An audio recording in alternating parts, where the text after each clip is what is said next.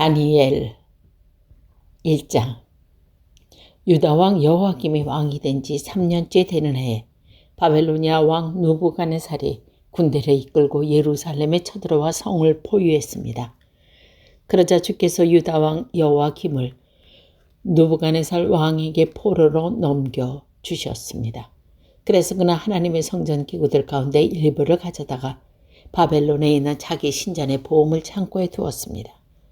느부갓네살 왕이 아스부나소 환관장에게 명령하여 포로로 잡혀온 이스라엘의 왕족과 귀족의 아들들 중에서 몇 명을 왕국으로 데려오게 했습니다.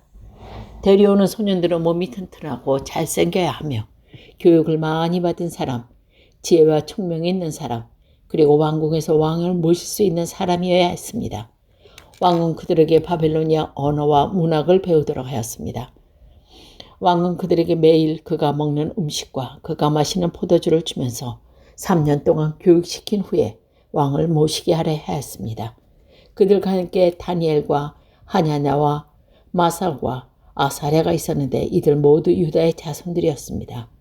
환관장이 그들에게 바벨로니아식 이름을 지어줘 다니엘은 베드사살로, 하나냐는 사드락으로, 미사엘은 메삭으로, 아사랴는 아벳느고로 불렀습니다. 다니엘은 왕이 준 음식과 포도주로 자기를 더럽히지 않게 해달라고 환관장에게 부탁하였습니다. 하나님께서 환관장의 마음을 움직여서 다니엘의 말을 좋게 여겼습니다. 환관장이 다니엘에게 말했습니다. 그렇지만 나는 나의 상전이 두렵다. 왕께서 너희를 먹고 마실 것을 정해주셨는데 너희가 이 음식을 먹지 않아 너희 얼굴이 너희 또래의 다른 젊은이보다 못하게 보였다면 이 때문에 내 목숨은 왕 앞에서 위험하게 될 것이다. 다니엘은 환관장이 다니엘과 하나냐와 미사엘과 아사랴를 지키라고 세운 감독관에게 말했습니다. 우리는 10일 동안 시험해 보십시오. 우리는 채소와 물만 먹겠습니다.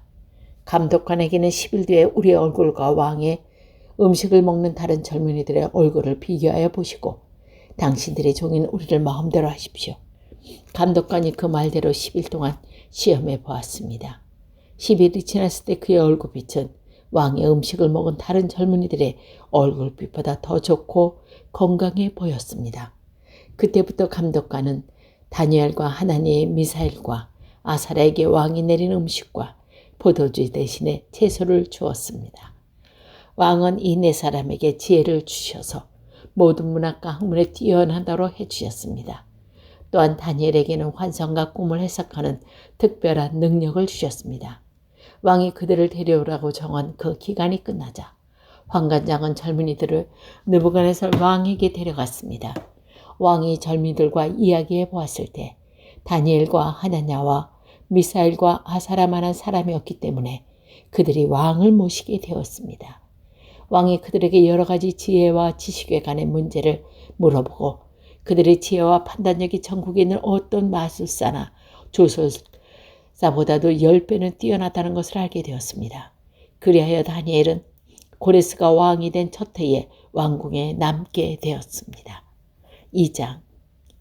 느부갓네살이 왕이 된 지 2년째 되는 해에 꿈을 꾸었는데 그 꿈 때문에 마음이 답답해서 잠을 이룰 수가 없었습니다. 왕은 자기의 꿈을 알아내려고 왕궁의 마술사 점성과 점쟁이와 바벨로니아 주술사를 불러들이라고 명령했습니다. 왕은 그들에게 말했습니다. 내가 어떤 꿈을 꾸었는데 그 꿈 때문에 내 마음이 답답하다. 그러자 바벨로니아 주술사가 아람말로 왕에게 대답했습니다. 왕이시여 만수무강하십시오. 종들에게 그 꿈을 말씀해 주시면 우리가 그 뜻을 풀어드리겠습니다. 느부갓네살 왕이 바벨로니아 주술사에게 말했습니다. 내가 분명하게 명령한다. 너희가 내 꿈이 무슨 꿈인지를 나에게 말해주지 못하면 너희의 몸은 토막 날 것이며 너희의 집은 쓰레기 더미가 될 것이다. 그러나 내가 꾼 꿈과 그 뜻을 이야기해주는 사람에게는 선물과 함께 큰 명예를 주겠다. 그러니 어서 내 꿈을 말해보아라. 그들이 다시 대답했습니다. 왕이시여, 종들에게 그 꿈을 말씀해 주십시오. 그러면 그 뜻을 풀어드리겠습니다. 왕이 대답했습니다. 이제부니 너희는 시간을 벌려고 하는구나. 내 명령은 분명하다. 너희가 내 꿈을 말하지 못하면 반드시 벌을 받을 것이다. 너희가 내 앞에서 거짓말과 속임수를 말하여 상황을 바꾸기를 바라느냐? 이제 그 꿈은 내게서 보아라. 그러면 너희가 그 뜻도 풀을 줄 알겠다. 바벨로니아 주설사가 왕에게 대답하였습니다. 이상의 어느 누구도 왕이 요구하는 것을 대답할 수 없습니다. 어떤 왕이나 통치자도 마술사나 점성가가 주술사와 같이 이와 같이 일을 물어본 적이 없습니다. 왕께서는 너무 어려운 일을 원하고 계십니다.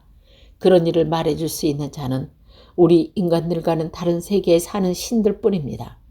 왕이 그 말을 듣고 크게 화가 나서 바벨론의 모든 지혜자를 찾아서 죽이라고 명령했습니다. 명령이 떨어지자 지혜자들은 다 죽게 되었습니다. 사람들이 다니엘과 그의 친구들도 죽이려고 찾아다녔습니다. 다니엘은 지혜자를 죽이려고 나온 왕의 경호대장 아리옥에게 조심스럽게 우면서 지혜롭게 물어봤습니다. 왜 왕이 이런 끔찍한 명령을 내리셨습니까? 그러자 아리옥이 그 일을 다니엘에게 설명해 주었습니다. 다니엘이 왕을 찾아가서 조금 더 시간을 주면 그 꿈과 그 뜻을 풀어드리겠다고 말했습니다. 그리고 다니엘은 자기 집으로 돌아와서 그의 친구 하냐냐와 미사엘과 아살에게 이 일에 대해 알려주었습니다.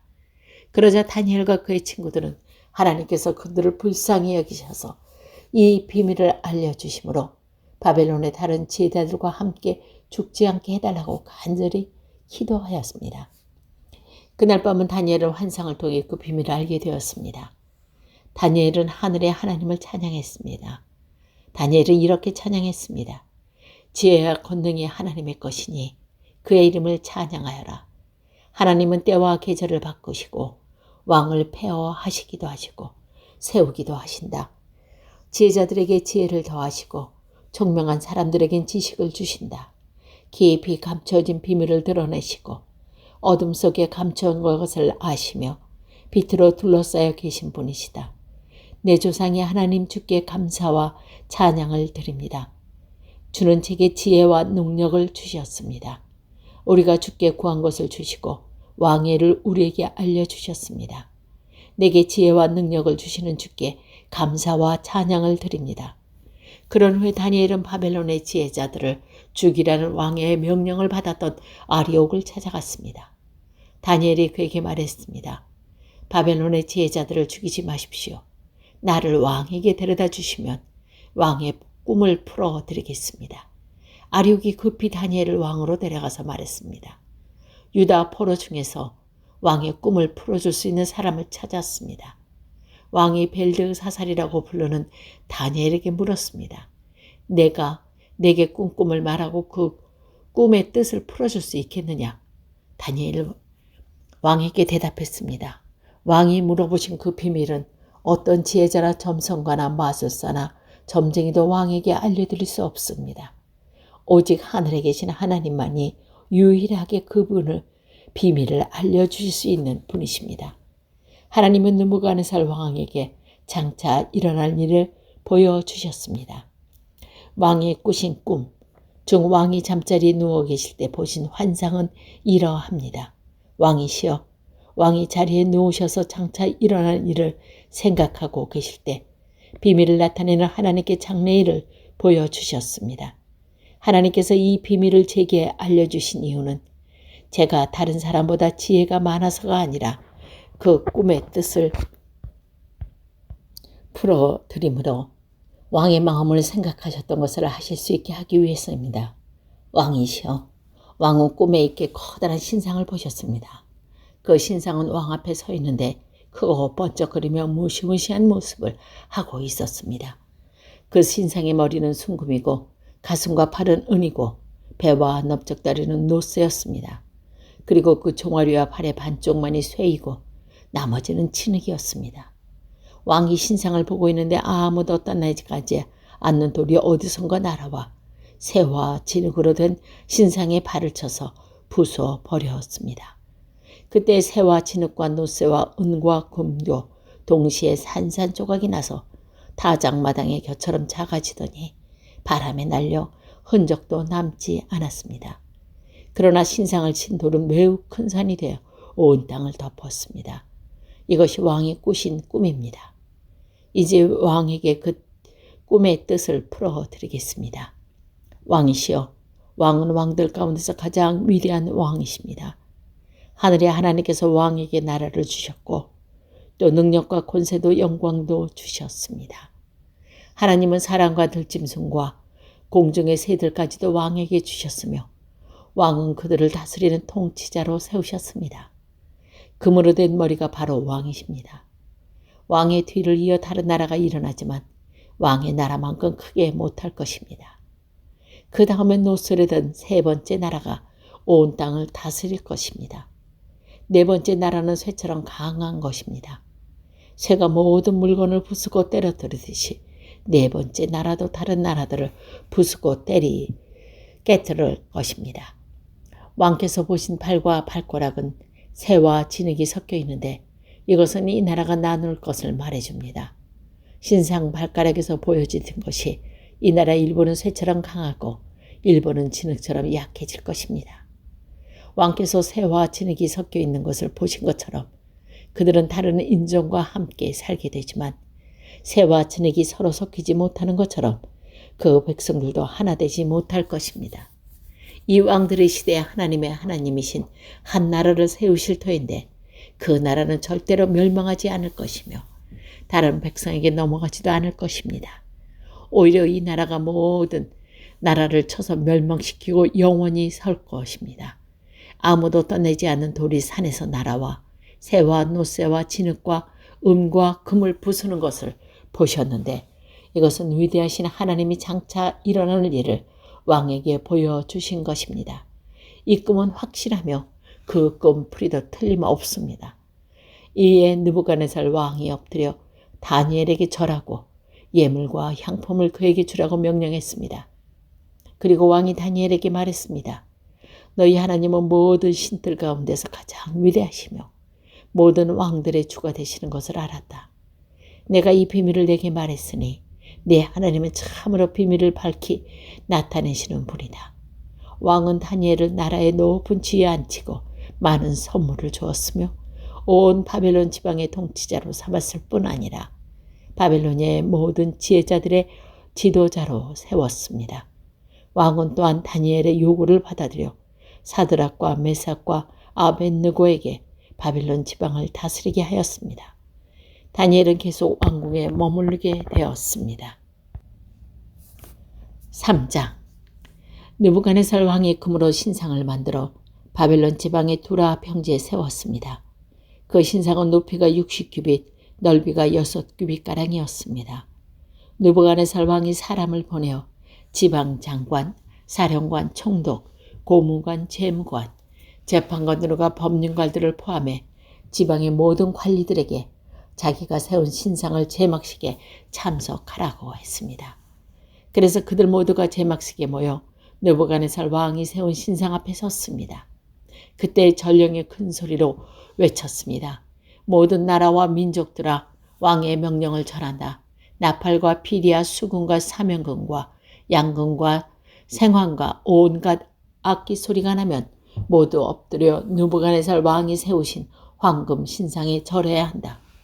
누구든지 엎드려 절하지 않는 사람이 있으면 즉시 불타는 용광로로 던져질 것이다.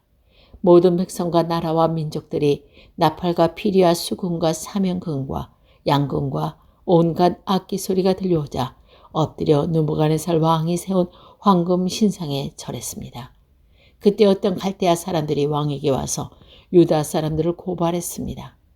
그들이 느부갓네살 왕에게 말했습니다. 왕이여, 만수무강하소서.